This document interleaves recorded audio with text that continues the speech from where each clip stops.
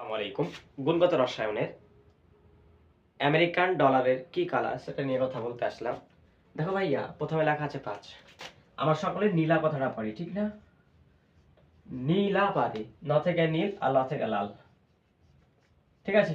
নীলা নীল লাল, নীলা নীল লাল, ন থেকে নীল ল থেকে লাল। ঠিক আছে? ৫-১০ পড়া শেষ। হ্যাঁ, সবুজ কি মানুষের নাম হয়? নাম হয়, ঠিক তো? তাই বিষ খেয়ে দাও, বিষ খেয়ে দাও কাকে? বিষ খেয়ে মেরা ফেলো কাকে? সবুজকে।